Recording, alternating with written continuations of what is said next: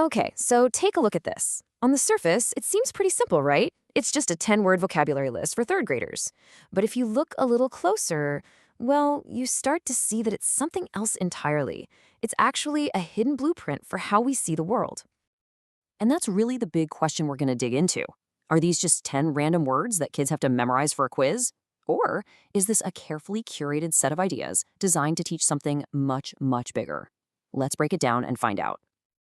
All right, so to really get what's going on here, we have to see all the pieces on the table first.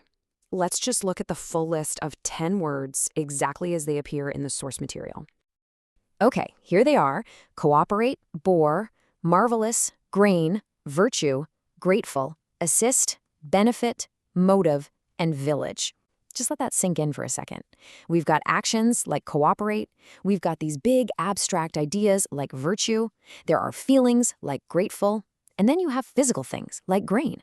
Looking at them like this, they don't really seem to have much in common, do they? Yeah, exactly. Like, what in the world does grain have to do with virtue? Or how does bore fit in with cooperate? The whole list feels kind of random, almost like the words were pulled out of a hat. But that's exactly why we need to look closer. And this is where it starts to get really interesting.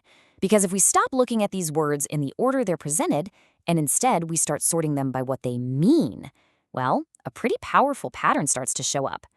Let's start with the first group. So first up, let's just pull out all the words that are about, well, doing things. The words that describe actions you take with or for other people. And boom, there you have it. Cooperate, assist, and benefit. These three are the absolute bedrock of how communities work. You work together, you help people out, and good things, or benefits, are the results. This is basically the engine of any functional group. And just look at this definition right here: to work together to reach a goal. It's so specific.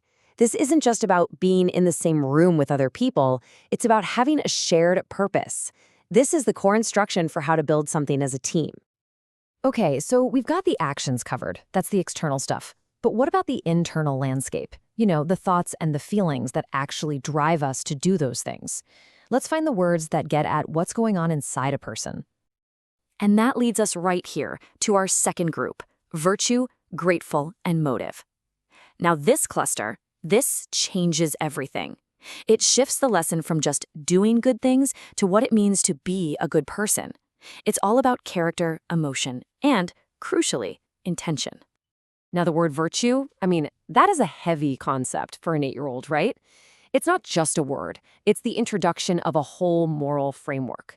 It plants the idea that some qualities, like honesty or kindness, are inherently good. It's not just about what you do, but who you are. And then we have grateful, which is just brilliant. This is the emotional glue. Think about it. When someone assists you and you get a benefit, grateful is the feeling that's supposed to happen. It connects the action of helping with appreciating its value, and that feeling reinforces the whole social loop. So we have the actions, and we have the inner character driving them. But where does all this happen?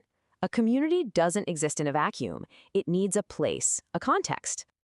And that's where these last two come in: village and grain.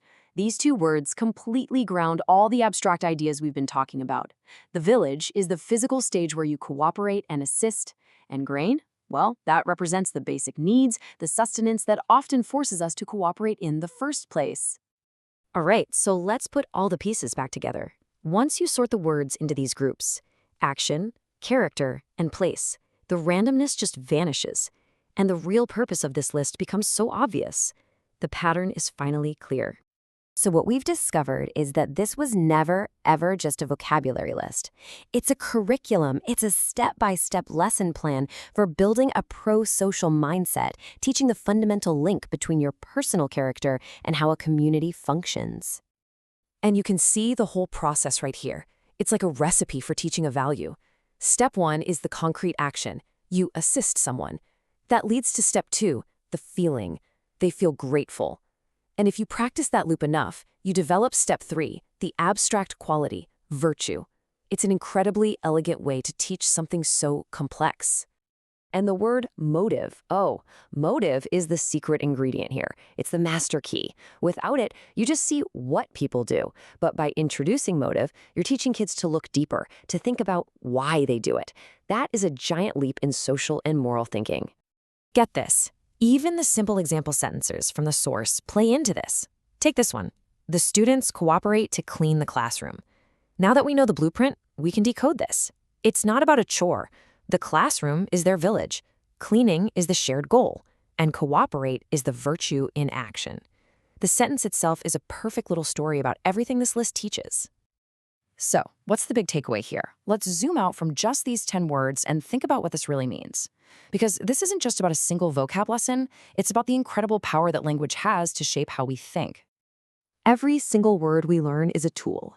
And when you give a child tools like cooperate, virtue, and motive, you are handing them the building blocks for a very specific kind of world. A world built on teamwork, on character, and on trying to understand each other. Because in the end, the language we learn when we're young doesn't just describe our reality, it actively creates it.